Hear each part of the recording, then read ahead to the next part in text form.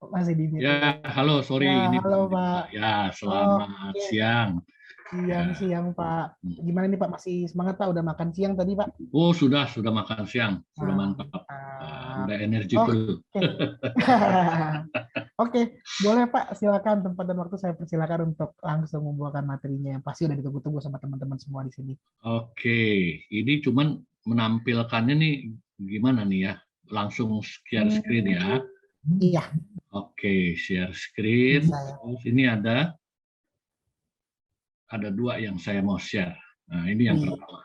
Udah kelihatan belum ya? di sini sudah Pak, tapi Sudah masih ya. belum full screen.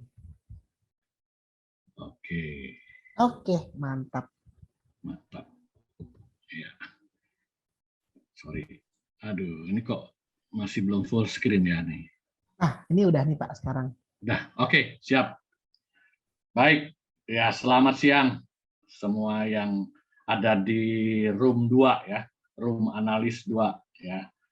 Ya, terima kasih atas kesempatannya saya menjadi narasumber di acara ini ya. Terima kasih sekali lagi. Biarlah acara ini juga menjadi berkat buat kita semua. Untuk itu saya memperkenalkan diri dulu. Ya, ini yang pertama saya memperkenalkan diri saya. Nama saya Iwan Sugandi Halimin. Saya menikah, sudah memiliki 2 anak kandung dan 2 anak angkat. Ya, ini fotonya ini anak-anak saya yang perempuan anak-anak saya. Ya, anak saya itu dua-duanya sudah sarjana. Ya, jadi ini saya juga memiliki izin praktek sebenarnya di psikologi. Ya, sebagai psikolog, saya adalah angkatan terakhir yang memiliki profesi sebagai psikolog, walaupun hanya sebagai sarjana psikologi ya, belum master psikologi tapi sarjana psikologi, tapi saya menjadi angkatan yang terakhir yang selain sarjana psikologi, saya juga mendapatkan profesi psikolog. Ya, karena kuliahnya lama sekali ya, karena waktu itu saya juga harus praktek ke rumah sakit jiwa, ke rumah sakit umum, ya itu saat itu memang cukup sulit. Jadi pengalaman saya pernah jadi guru di Jakarta, yaitu di Sekolah Kristen Kanaan, juga di Bandung, di BPK Penabur. Barangkali di sini ada yang alumni ya dari BPK Penabur. Saya pernah jadi guru itu sekitar tahun 80 sampai tahun 82. Terus kemudian saya di awal-awal masa muda saya pernah jadi sales dari produk saham komoditi ya. Saya memasarkan produk yang tidak kelihatan, ya hanya ada di website atau apa istilahnya waktu itu ya, menawarkan kepada orang-orang yang ingin investasi. Terus kemudian juga alat-alat komputer, saya pernah menjadi salesnya juga di chemical, kurang lebih total 5 tahun lah.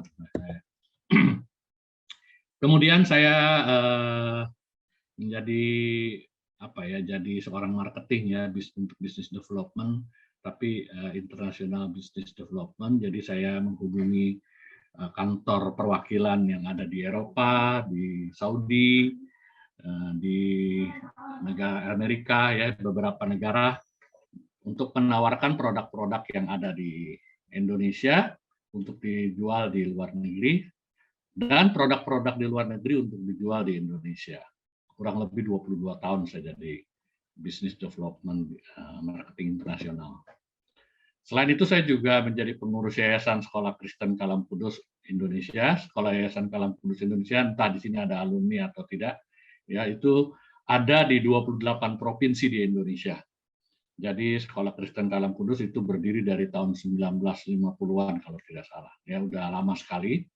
Ya, jadi dimulai dari sekolah teologi ya. Jadi yayasan ini sudah lama sekali.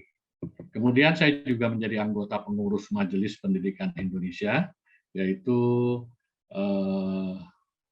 seluruh yayasan Kristen di Indonesia. Jadi saya ini Majelis Pendidikan Kristen di Indonesia itu untuk semua yayasan-yayasan Kristen yang menjadi anggota kita, itu masuk dalam kemajelisan dari Majelis Pendidikan Kristen di Indonesia. Jadi di seluruh Indonesia itu ada di 34 provinsi, jadi ada pengurus wilayahnya, tapi saya termasuk yang di pusat. Kira-kira Seperti itu pengalaman saya dan aktivitas saya. Ini saya akhiri dulu, ya. Kemudian kita masuk ke sesi kita. Nah, ini sesinya. Judul yang akan saya bawakan itu adalah ini udah kelihatan belum ya? Sesi ini. Sudah, Pak. Sudah terlihat. Sudah ya? Ada video ya? Untuk slide yang baru belum nih Pak, ini masih di slide yang sebelumnya. Sorry. Thank you Pak. Ini kok jadi gimana ini akhirnya? Mungkin di share screen-nya, di stop dulu, terus nanti klik yang file yang satunya, berarti ya. Sorry ya. Nggak masalah Pak. Share screen-nya mana? Just ask the host to give permission. Mesti minta permisi dulu nih.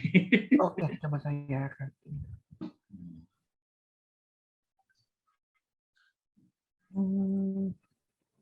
Nah, ini udah muncul nih Pak. Udah ya? Oke. Iya. Baik. Nah, ini udah clear ya? Iya, sudah Pak. Oke, judulnya berselancar di kondisi pandemi dengan pola atau pendekatan BTC.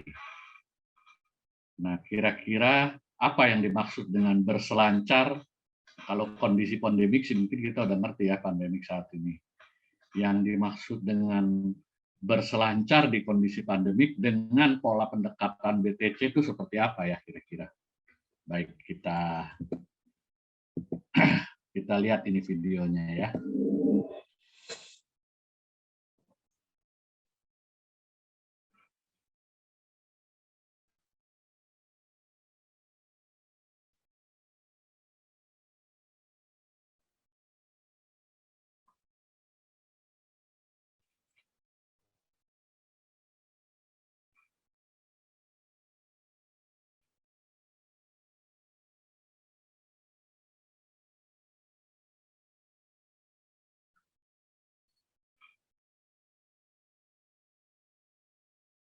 Kalau kita lihat di sini ombak yang begitu besar, ada orang berselancar ya sendirian, kelihatan kecil sekali di tengah ombak, tapi dia mampu melewati gelombang ya yang begitu besar. Dia walaupun dia kecil, tetapi dia bisa malah menikmati gelora gelombang laut yang begitu besar.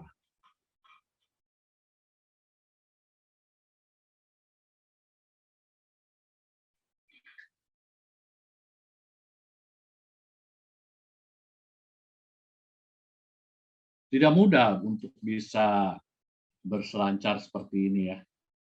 Kalau saya pikir kegiatan seperti ini butuh suatu keahlian, butuh suatu keterampilan, dan butuh latihan. Karena gelombang itu begitu besar kalau dibandingkan dirinya. Dan alat yang digunakan selancar itu pun juga kecil ya. Tapi orang ini mampu mengatasi, melewati ya, dengan keterampilan yang dimiliki. Tentu ini tidak mudah, butuh waktu untuk bisa seperti ini. Butuh keterampilan, butuh kemampuan untuk bisa melewati dan juga cara pandang terhadap ombak yang dihadapinya itu.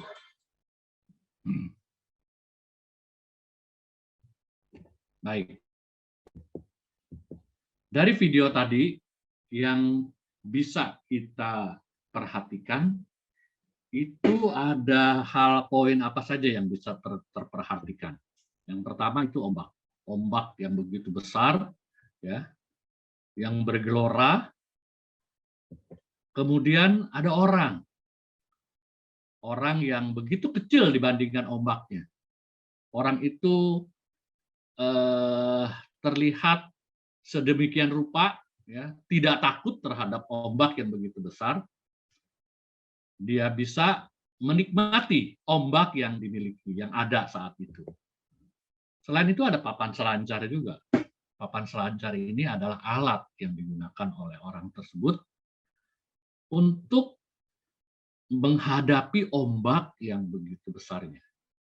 Padahal ombak itu kalau orang tidak mengerti, kalau tidak siap, menakutkan. Tetapi orang ini justru menikmati keberadaan dari ombak itu dengan menggunakan papan selancar. Jadi pola perilaku yang menghadapi semua itu yang disebut ombak tadi, itu pola perilaku yang saya katakan tadi BTC, yaitu bermanfaat, tepat, dan cepat.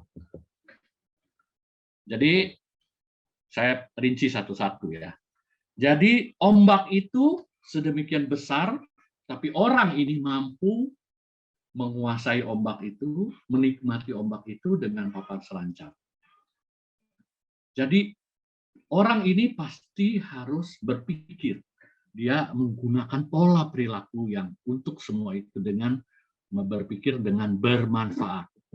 Kemudian tepat dan juga cepat. Yang dimaksud bermanfaat seperti apa sih yang digunakan ketika seseorang menghadapi satu gelombang? Dia harus berpikir perilaku yang dia harus lakukan itu seperti apa. Maksudnya perilaku yang kita tampilkan selalu didasarkan atas asas bermanfaat atau manfaat. Bermanfaat bagi diri saya sendiri, bagi diri kita, maupun bagi sesama. Itu pengertian yang saya maksud dengan bermanfaat, dengan B yang pertama, BTC. Bermanfaat dalam hal ini maksudnya perilaku yang kita tampilkan selalu didasarkan atas asas manfaat. Bermanfaat bagi diri sendiri, bukan hanya untuk diri sendiri, tapi juga bermanfaat untuk sesama. Yang kedua, yaitu tepat.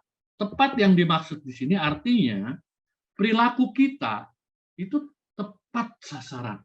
Ya, ketika kita melakukan sesuatu, maka kita harus pikirkan apakah yang saya lakukan ini tepat sasarannya, yang akan tentunya membawa dampak positif. Terus yang ketiga, yaitu cepat.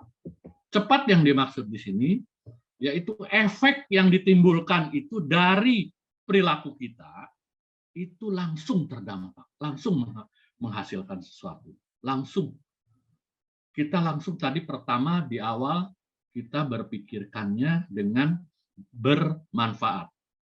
Ketika itu bermanfaat, apakah juga tepat? Ketika itu tepat, apakah langsung berdampak? Nah, jadi yang dimaksud dengan perilaku BTC, bermanfaat, tepat, dan cepat ini, bermanfaat itu perilaku yang kita tampilkan tadi sudah kita jelaskan adalah bermanfaat bagi diri sendiri, juga sesama, tepat, dan berdampak positif, dan juga berefek langsung, cepat, langsung terjadi. Kira-kira pola perilaku kita ketika berada dalam satu kondisi digambarkan tadi ombak, maka pola perilaku kita harus ingat, yaitu BTC. Ya, dalam kondisi pandemik yang kita alami saat ini, kita memakai pola perilaku bermanfaat, tepat, dan cepat. Jadi ombak yang bergelora yang dimaksud tadi itu kita bisa katakan adalah gelombang kehidupan kita, kesulitan-kesulitan, dan tantangan hidup, segala persoalan yang kita hadapi. Jadi tidak mudah memang. Banyak sekali hal-hal yang di dalam kehidupan kita ini, ya kita mengalami banyak hal persoalan-persoalan, banyak hal tantangan-tantangan, banyak hal kesulitan-kesulitan dalam kehidupan kita. Kesulitan-kesulitan apa misalnya? Ya, kalau dalam dunia pendidikan di mana saya ada, dalam hal belajar, pendidikan, ya, dalam hal bekerja sebagai karyawan, dalam hal kita bersosialisasi, kita juga menghadapi hambatan. Kita tidak bisa bertemu kalau dalam kondisi pandemi kemarin yang begitu pada saat padat-padatnya, saat itu lagi rawan-rawannya, kita tidak bisa bertemu, bersosialisasi dengan teman-teman. Padahal kita ini makhluk sosial, kita kehilangan satu sisi, di mana kita tidak bisa bersosialisasi sebagai manusia saat itu. Jadi gelombang kehidupan dan tantangan itu banyak terjadi pada diri kita, yaitu sakit penyakit, kesulitan menemukan pekerjaan, juga kesulitan keuangan. Situasi pandemik ini menyebabkan banyak kesulitan yang terjadi pada kita. Baik pendidikan, pekerjaan, juga pergaulan. Semua ini harus kita hadapi, karena memang sudah terjadi. Lalu bentuk perilaku kita itu, yaitu tadi, kita harus ingat 3 hal, yaitu bermanfaat, tepat, dan cepat. Jadi tadi kita lihat kalau dari gambar tadi ada orang berselancar di ombak. Yang dimaksud dalam hal ini, ya, kalau kita anggap ombak itu sebagai pandemi, ombak itu sebagai satu keadaan kita menghadapi kesulitan, kita menghadapi persoalan besar, maka orang ini dia harus mampu melewati ombak, harus menganggap ombak itu sebagai sesuatu yang bisa dinikmati. Itu adalah bentuk dari pola berpikir, ya, atau mindset, atau cara pandang. Ya. Jadi ombak yang begitu besar tidak dianggap sebagai suatu kesulitan, tapi dinikmati. Itu cara pandang orang yang berselancar di ombak tadi. Itu diubah sedemikian rupa. Dia memandang ombak bukan sebagai sesuatu yang menakutkan, tetapi sebagai sesuatu yang bisa dinikmati.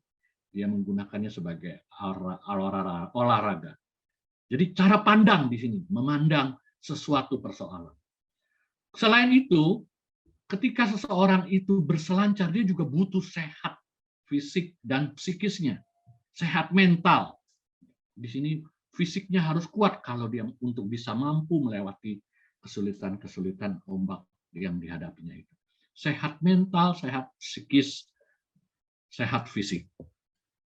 Jadi butuh suatu keterampilan menguasai diri, ya. Butuh suatu keahlian untuk dia bisa mampu melewati semua itu.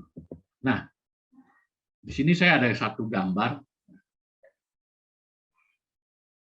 Ini saya akan mengungkapkan cara pandang kita. Cara pandang kita selama ini. Kalau kita lihat gambar ini, di sini dari gambar ini kita lihat semuanya adalah piring yang tertelungkup semuanya. Jadi piring ini tertelungkup.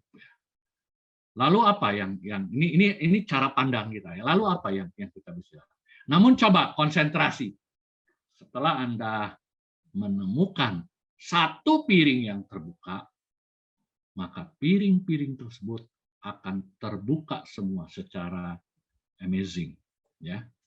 Coba jangan berkedip, perhatikan piring itu yang tetap dalam kondisi tertutup. Perhatikan terus dalam kondisi tertutup, semua tertutup. Tetapi cara pandang kita akan berubah ketika satu piring terbuka. Ya. Padahal hanya terlihat satu piring terbuka, maka semuanya akan berubah. Yang tadinya tertutup menjadi terbuka. Itu adalah cara pandang. Jadi, ini semua cara pandang atau saya sebutnya mindset. Ya. Kalau dari buku yang saya baca ini dari karangan Carol Dweck, ya. Dalam bukunya berjudul Changing the Way You Think to Fulfill Your Potential. Dweck menyatakan ada 2 jenis mindset. Jadi ada dua jenis mindset menurut Dweck. Ya. Yang pertama, fixed mindset. Kemudian yang kedua, growth mindset. Ya. Apa sih yang dimaksud dengan fixed mindset dan growth mindset? Kekuatan pola berpikir fixed mindset melawan kekuatan pola berpikir growth mindset. Ya, kita lihat. Fixed mindset, apa sih fixed mindset itu? Fixed mindset adalah pola pikir yang meyakini bahwa kualitas dasar diri, apa yang kita miliki, seperti intelijensi, bakat, dan sifat-sifat yang menetap, seseorang dengan fixed mindset percaya bahwa kemampuan untuk melakukan sesuatu dipengaruhi oleh faktor genetik atau bawaan. Jadi orang yang berpikir fixed mindset meyakini bahwa keterampilan, keahlian itu bersifat pemberian atau talenta. Mereka juga menghargai hasil akhir yang bagus. Itu yang fixed mindset. Ya. Terus kita lihat yang kedua. Yang kedua itu growth mindset. Apa sih itu growth mindset? Growth mindset adalah pola pikir yang meyakini bahwa kemampuan dasar dapat dikembangkan melalui kerja keras dan dedikasi. Jadi kalau tadi inteligensi dan bakat katanya pemberian. Ya. Inteligensi dan bakat adalah hanya merupakan modal dalam hal itu. Kalau menurut orang yang growth mindset. Ya. Jadi inteligensi dan bakat tadi itu merupakan modal awal dari seseorang. Seseorang yang punya pola pikir ini meyakini bahwa keterampilan dan keahlian itu merupakan sesuatu yang bisa dibangun dan dikembangkan. Karena mereka itu sangat menghargai perbaikan atau proses. Namun, ya dari kedua cara pandang ini, ya menurut Dweck, ya, mereka ini dua pandangan berpikir ini tidak begitu saja dikotomi. Jadi artinya seseorang yang begini akan begini, seseorang yang begitu akan begitu.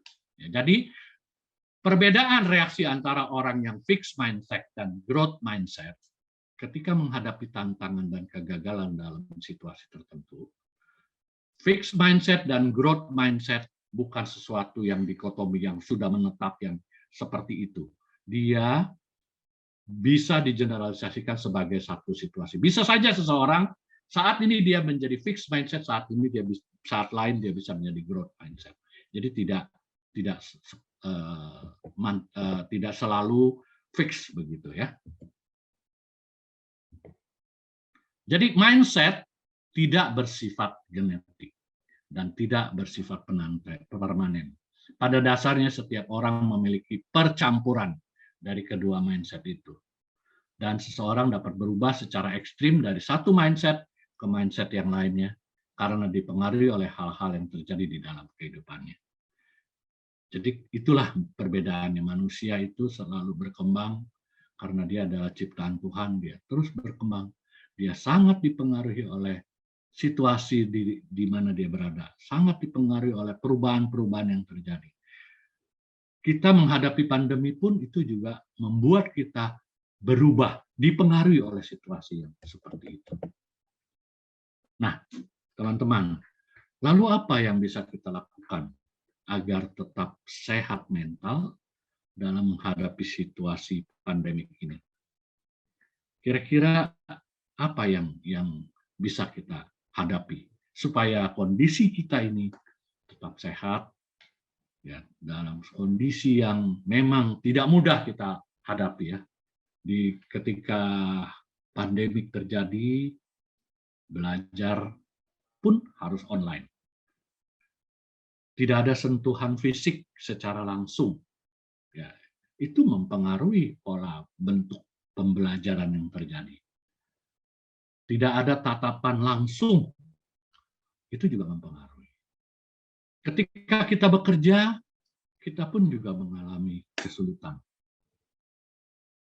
Tetapi situasi ini justru membawa satu perubahan lain, satu keberuntungan lain, di mana saat-saat dulu ketika kita mau belajar, kita harus misalnya belajar di luar negeri, ya di Amerika atau di China atau di Eropa, kita harus ke sana. Sekarang kita bisa saja belajar di Indonesia dengan dosen di negara lain, di situasi atau di tempat yang berbeda lain.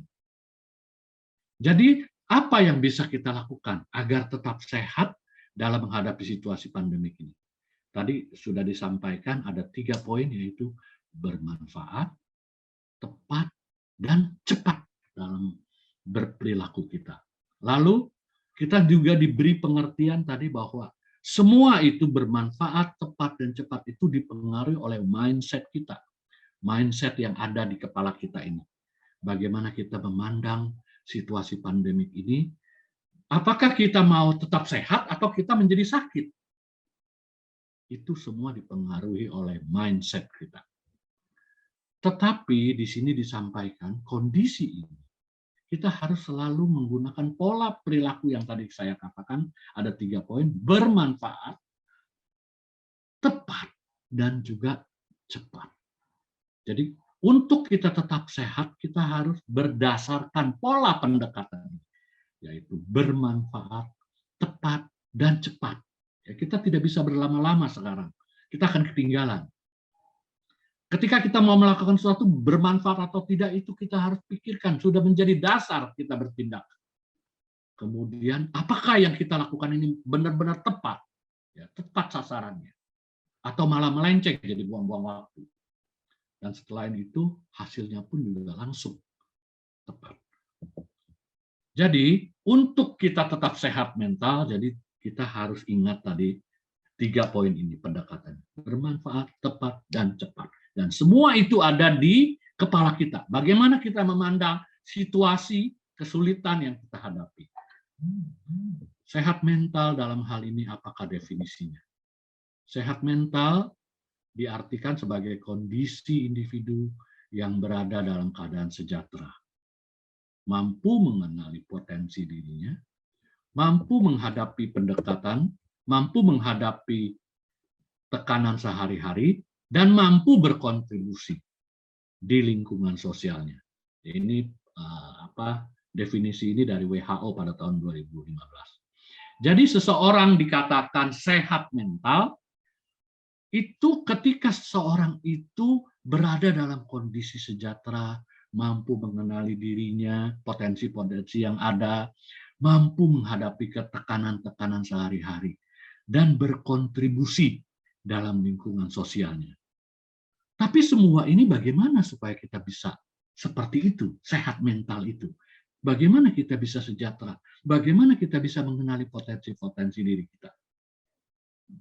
Bagaimana kita mampu menghadapi tekanan-tekanan sehari-hari?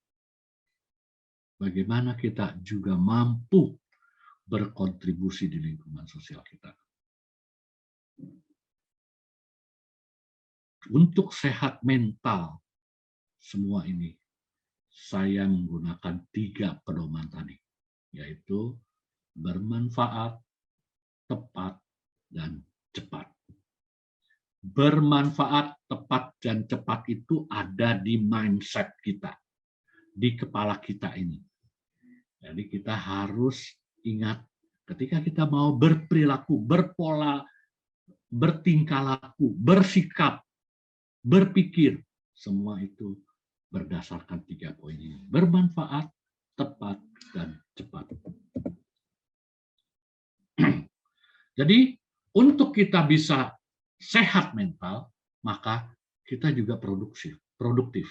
Salah satu karakteristik individu yang sehat mental itu mampu bekerja secara produktif dan bermanfaat sesuai dengan bidang kerjanya, keluarga, komunitas, dan di antara teman-teman semua dia bisa produktif.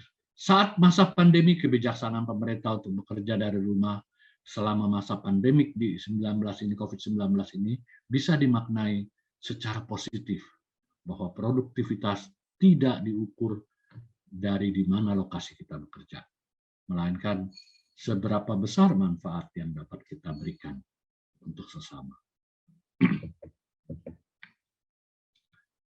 Jikalau kita stres di masa pandemi, apakah kita bisa dikatakan sehat mental?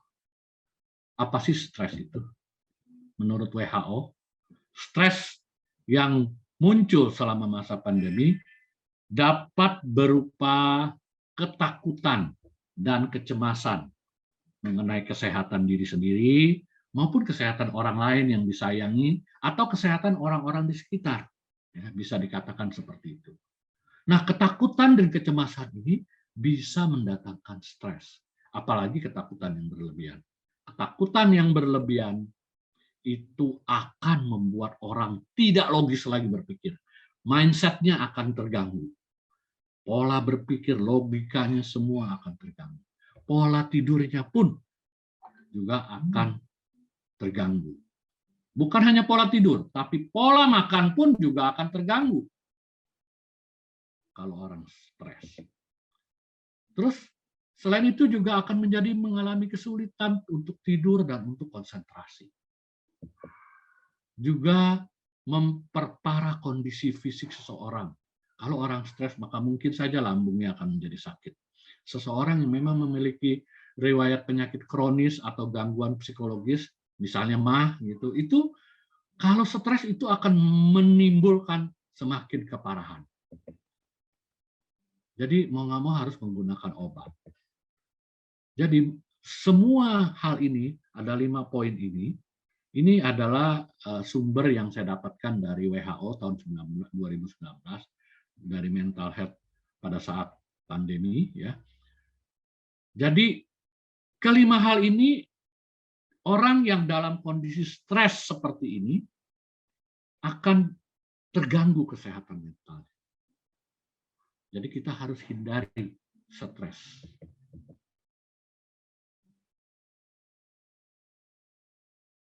Caranya yaitu perhatian penuh. Mindfulness adalah sesuatu kondisi di mana pikiran, perasaan, tubuh kita berada pada saat ini. Tidak mengembara ke masa lalu maupun ke masa depan, serta tidak bisa non-judgmental. Ya. Itu kita harus seperti itu untuk menghindari stres, supaya kita memiliki kesehatan mental. Terus selain itu apa? Selain itu juga guide imagery atau petunjuk, atau artinya ketika kita membayangkan sesuatu yang menyenangkan, ya, dengan berbagai modalitas seperti visual, auditori, dan kinestetis untuk membantu mengingat imajinasi yang positif. Itu untuk membantu menghindari stres kita. Meskipun kenyamanan ini bersifat jangka pendek, namun bisa menjadi pertolongan pertama psikologis dalam menanggulangi kecemasan berlebihan. Self-talk, ya, diskusi dengan diri sendiri, kenapa saya mesti begini, dan sebagainya. Ya. Itu berbicara kepada diri sendiri dengan kalimat positif. Perlu diketahui bahwa emosi cenderung dipengaruhi oleh pikiran kita. Pikiran kita sangat tergantung dari bagaimana kita menafsirkan suatu peristiwa. Penting untuk kita perbaiki kembali apa yang sudah terjadi, isi pikiran kita, karena pikiran yang positif akan meningkatkan suatu kualitas emosi dan perasaan. Terus yang terakhir, expressive writing atau tulisan ekspresif, ya, kita menulis, merefleksikan pikiran-pikiran dan perasaan yang kita miliki, yang kita alami semasa pandemi ke dalam bentuk tulisan. Itulah self-healing untuk menghindari stres. Jadi, tadi kita sudah lihat ombak, kita sudah lihat orangnya, kita sekarang lihat papan selancarnya yang dipakai berselancar. Jadi papan selancar itu diartikan sebagai keahlian, keterampilan bagaimana kita menggunakan atau memanfaatkan atau melalui kondisi atau situasi yang sulit yang kita hadapi.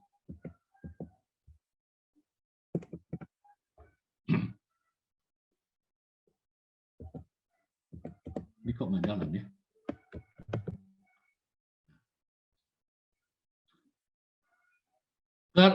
bersosialisasi, terkoneksi dengan sesama, dengan media sosial, sarana-sarana mendapatkan informasi. Ya.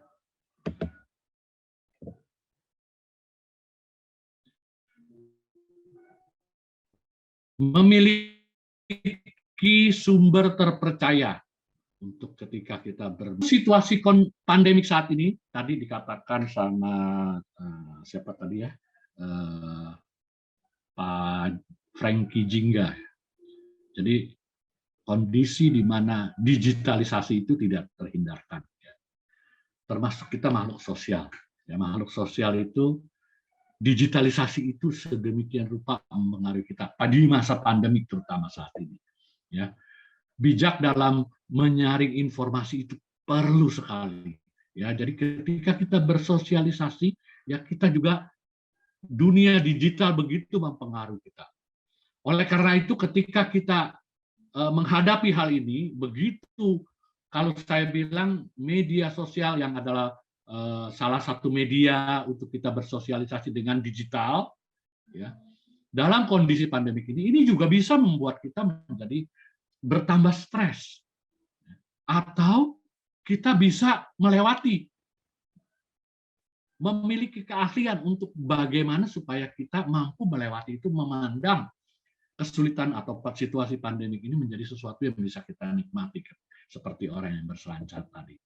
Nah, salah satunya adalah dalam hal media sosial. Saya selalu memakai istilah DDTJ. Apa itu DDTJ? Ya, DDTJ ini adalah untuk menghindari kekhawatiran kita. Ya, DDTJ itu yang pertama adalah duduk. Ya, duduk itu adalah satu gerakan motorik di mana kita memposisikan diri. Ya, duduk itu membutuhkan suatu kondisi di mana kita berkondisi motorik kita, posisi kita tepat. Ya. Duduk dalam hal ini saya artikan sebagai mendapatkan posisi untuk memantau. Jadi ketika kita sebagai makhluk sosial, ya, untuk di dalam kondisi pandemik ini, informasi yang kita terima, kita dengar. Pertama tadi duduk, dalam posisi duduk, kita memantau. Setelah kita memantau, kita dengar. Bagaimana kita bentuk mendengar. Ketika kita mendengar, kita menggunakan indera-indera kita. Jadi kita jangan sembarangan menerima setiap informasi begitu saja, itu akan mempengaruhi kita. Jadi kita harus dengar dengan baik-baik, dengan teliti. Apakah informasi yang kita terima ini sudah benar, sudah tepat, atau berupa sesuatu yang hoaks yang mempengaruhi kita. Jadi ketika kita menggunakan indera kita, telinga, mata, perasaan, dan rasa, semua indera kita harus setiap informasi yang masuk kepada kita harus perhatikan dengan baik. Sehingga informasi itu sungguh-sungguh membantu kita, bermanfaat untuk kita. Setelah itu, setelah kita terima informasi tersebut, kita dengar, maka kita tanya, ini benar gak ya? Seperti apa ya? Kita gunakan logika pikir kita. Ya, kita menggunakan kognisi kita, pikiran kita. Apakah informasi ini layak untuk saya percayai atau saya buang karena ini tidak perlu. Ya. Jadi pikiran, logika yang sehat dalam hal menganalisa setiap informasi itu diperlukan. Jadi D yang pertama, kita duduk, kita menerima informasi, kita lihat situasi dengan mendengar, menggunakan indera-indera kita. Dan kemudian kita tanya menggunakan kognisi kita. Lalu kita jawab.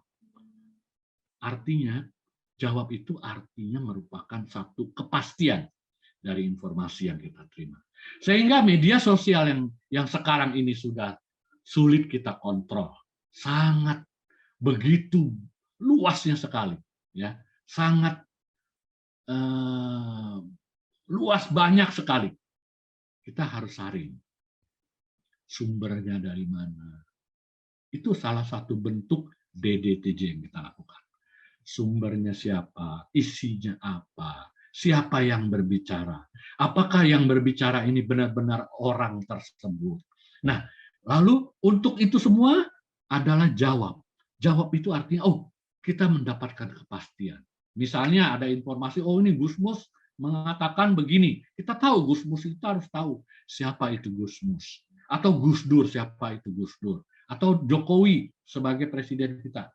Ada mengatakan seperti ini. Nah, kita harus lihat apakah seorang presiden mengeluarkan pernyataan itu benar-benar. Terus dari mana sumber yang menyampaikan? Semua itu akan membentuk kita, akan membuat kita ketika kita menghadapi pandemi ini, media sosial yang bisa menjadi membuat kita stres, kita tahan dengan pola DDTJ ya untuk media sosialnya sehingga kita menjadi tetap sehat. Jadi informasi seputar COVID kita saring ya dengan resep DDTJ. Yaitu apa DDTJ tadi? Informasinya harus reliable. Selain itu batasi waktu dalam membaca berita. Jangan kita semua kita baca yang nggak perlu juga kita baca. Tidak semua informasi dari berbagai sumber harus kita ketahui. Saring informasi sebelum kita sharing, sebelum kita bagikan. Jadi ada hal-hal tidak semua sumber kita harus ketahui. Ada sumber-sumber yang tidak perlu kita baca karena isinya sampah. Tetapi sumber-sumber yang memang reliable, capable, itu memang patut kita jadikan sumber. Sehingga akhirnya informasi itu akan membentuk kita, akan membawa kita untuk tetap sehat mental. Jadi hal ini akan menghindari kekhawatiran. Hal ini akan menghindari stres kita dalam menghadapi pandemi. Jadi menurut World Health Organization pastikan bahwa kita hanya mempercayai informasi mengenai COVID-19 yang dapat dipercayai atau valid atau reliable dari WHO, salah satu yang reliable information. Jadi untuk kita tetap sehat mental, kita bisa perhatikan ada hal-hal yang saya suka dengan kalimat ini. Ada hal-hal yang memang dapat kita kendalikan atau kita ubah. Tapi ada hal-hal juga yang tidak bisa kita kendalikan, di luar kemampuan kita, atau tidak bisa kita ubah. Namun, semuanya itu kita harus juga memiliki keahlian untuk membedakan antara yang bisa kita ubah atau yang bisa kita kendalikan dengan hal-hal yang tidak bisa kita ubah atau yang tidak bisa kita kendalikan. Kita harus memiliki hikmah. Kita harus memiliki pengetahuan. Dari mana itu kita peroleh? Yaitu tadi, bisa dari sebuah media sosial. Bisa dari kita membaca banyak dari buku. Kita bisa juga mendapat berita dari televisi dan media sosial yang lainnya. Oleh karena itu, ketika kita mendengar berita, kita harus benar-benar saring dengan 4 poin tadi, DDTJ. Yaitu duduk, dengar, tanya, dan jawab. Poin ini perlu menjadi poin kita, ya. Selain tadi BTC, bermanfaat, tepat, dan cepat. Jadi salah satu cara kita untuk bisa lebih segar lagi, lebih sehat lagi, yaitu dengan bersyukur adalah salah satu cara menikmati hal-hal yang tidak bisa kita ubahkan. Ya, kadang-kadang kita suka berpikir, kenapa ya saya begini ya, kenapa ya saya begini. Ada hal-hal kita harus mensyukuri. Hal-hal yang memang sungguh-sungguh sudah tidak bisa kita ubah. Karena tidak semua hal bisa kita ubah. Misalnya, saya harus kembali jadi anak muda lagi, itu kan tidak mungkin. Ya, saya tetap muda, tapi muda dengan usia saya, dengan berpikir saya. Itu yang bisa saya kendalikan. Tetapi dalam hal usia, saya tidak bisa tetap berusia menjadi 20 tahunan, itu tidak bisa. Jadi bersyukur dengan apa yang sudah kita miliki. Itu menjadi salah satu poin yang menguatkan kita. Itu adalah salah satu pendekatan spiritual kita. Jadi pahamilah bahwa Tuhan turut bekerja bersama kita. Tuhan turut bekerja bersama kita. Jadi saya ulangi sekali lagi. Pahami dan mengerti bahwa Tuhan turut bekerja bersama kita.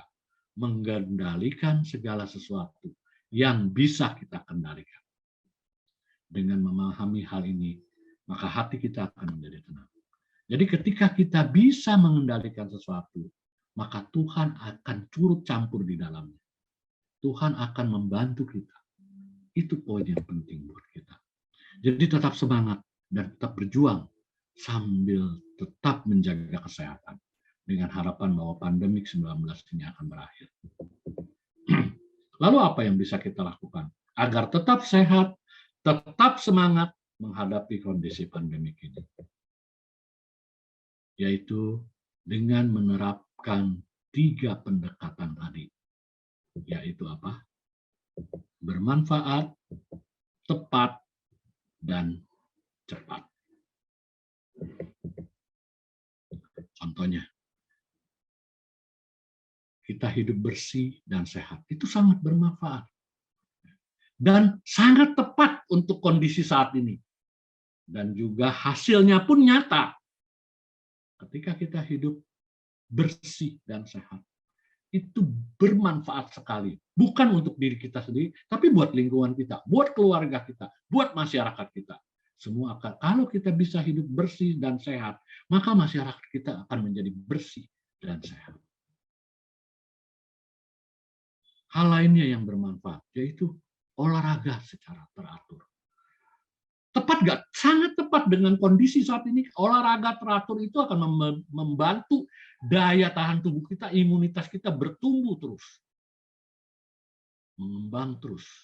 Kita akan mampu menangkal penyakit-penyakit. Dan itu efeknya jelas sekali langsung. Tepat sekali. Dan juga berpikir positif.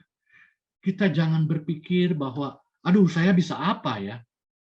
Setiap kita itu unik. Tidak ada satu orang pun di dunia ini yang sama persis. Setiap kita memiliki kelebihannya masing-masing. Selain ada kelemahan. Oleh karena itu, kita harus berpositif thinking. Berpositif, berpikir kita harus tetap. Tuhan mau memakai kita. Tuhan menciptakan kita, pasti ada satu misi dalam kehidupan kita yang Tuhan inginkan.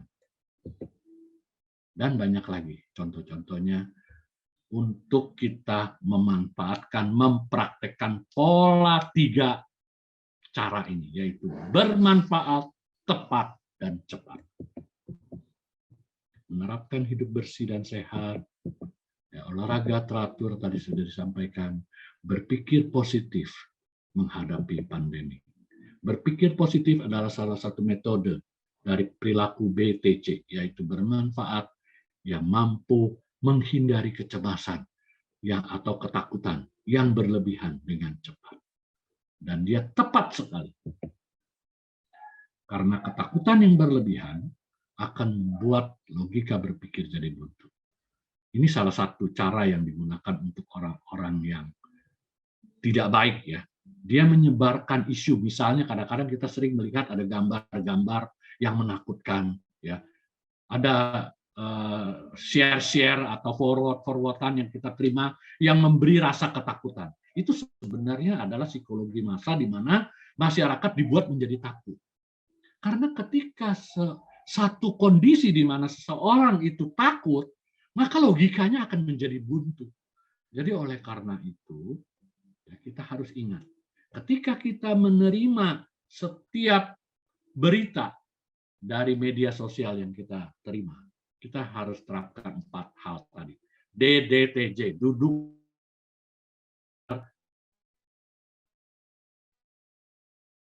tanya, dan jawab. Ya. Berita itu kita, dan dari mana asalnya, kita benar-benar saring sebelum kita sharingkan kembali kepada orang lain. Karena ketika kita mau sharingkan, kita harus menggunakan lagi. Sharing adalah pola perilaku. Men-sharingkan kembali itu pola perilaku. Kita harus pikirkan lagi BTC-nya. Bermanfaatkah kalau saya sharing? Tepatkah waktunya saya sharing? Atau cepatkah efeknya? Efek yang ingin dicapai oleh itu. Jangan-jangan kita dijadikan alat untuk menyebar ketakutan. Oleh karena itu kita harus hati-hati. Jangan kita sembarangan men-sharing. Kita meyakini bahwa salah satu sumber yang memang reliable adalah pemerintah, WHO, dan badan-badan kesehatan negara yang memang kita ketahui sungguh-sungguh reliable. Selain itu mungkin juga dari Kompas misalnya ya, atau sumber-sumber lain yang memang berarti. Jadi berpikir positif ini juga tetap harus dibarengi oleh sikap realistis. Jangan mentang-mentang positif tidak realistis kondisinya, itu juga nggak benar. Malah jadi terjadi kesenjangan berpikir. Jadi berpikir positif itu juga harus tetap dibarengi oleh sikap realistis bahwa COVID ini memang berbahaya, ya. Jangan mentang-mentang wah Tuhan akan menolong saya, pasti menolong. Pokoknya saya nggak perlu bermasker, saya nggak perlu vaksin, itu juga nggak benar. Memang pas positif Tuhan menolong, benar. Tetapi harus realistis juga bahwa memang COVID itu berbahaya dan berpotensi mendatangkan kematian sebagai salah satu pola berpikir kita yang tepat, bermanfaat dan cepat ini, yaitu kita harus tetap bersikap positif yang realistis. Ini tepat sekali. Ini adalah salah satu pola berpikir atau pola perilaku yang dari BTC tadi. Jadi ada 3 pola dasar pendekatannya, yaitu mindset, sehat mental, dan keterampilan. Jadi dukungannya adalah keterampilan bersosialisasi, keterampilan bermedia sosial, ya. Terus keterampilan mendapatkan sumber yang terpercaya. Jadi salah satu bentuk sosialisasi kita terampil bersosialisasi kita bisa seperti saya dalam hal ini saya masuk dalam yayasan pendidikan ya ke majelis pendidikan ya itu juga salah satu. Terus media sosial yang kita harus saring ya. Dan kita harus tahu sumber-sumber yang terpercaya itu seperti apa, yang mana saja. Salah satu yang perlu kita yakini dari semua yang sudah saya sampaikan ini, sebelum saya akhiri, poin inilah bahwa setiap peristiwa dalam kehidupan kita, jangan lupa untuk tetap bersandar pada Tuhan yang menjadi sumber kehidupan kita. Setiap peristiwa yang terjadi pasti ada jalan dan akan membuat kita bertambah dewasa, mendapatkan berkah darinya. Jadi setiap situasi yang kita hadapi, setiap kesulitan-kesulitan hidup yang kita hadapi, itu membimbing kita untuk lebih baik lagi, lebih mampu lagi, lebih dewasa lagi, lebih mandiri lagi. Karena di situ ada Tuhan yang selalu mendampingi kita. Kita merupakan bagian dalam mencipta bersama Tuhan. Kita membentuk keluarga, itu kita adalah mencipta bersama Tuhan membentuk keluarga. Ketika kita membentuk organisasi, itu juga Tuhan bersama kita menciptakan sebuah organisasi. Ketika kita membuat sebuah perusahaan, di situ juga Tuhan berkarya bersama kita membentuk sebuah perusahaan. Ketika kita bekerja pun di situ, Tuhan ada bersama kita, menghasilkan suatu pekerjaan yang bermanfaat untuk sesama, bukan hanya untuk diri kita dan keluarga, tapi juga untuk sesama. Itu yang bisa saya sampaikan. Sebelum saya akhiri, saya ingin menyampaikan satu video yang bagus menurut saya sebagai pesan. Mungkin teman-teman sudah melihat ini. Ini videonya.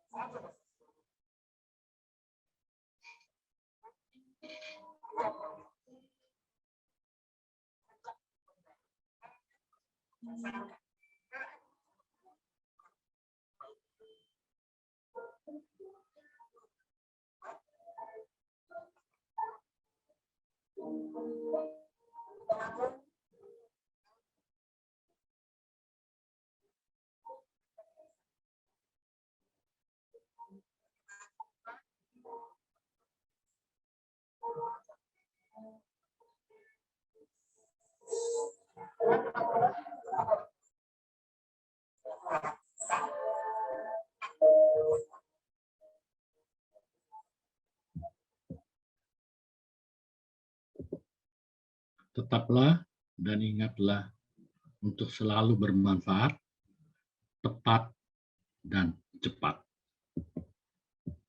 Ya, terima kasih atas kesempatan ini. Saya stop sharing. Saya serahkan kembali kepada moderatornya. Silakan.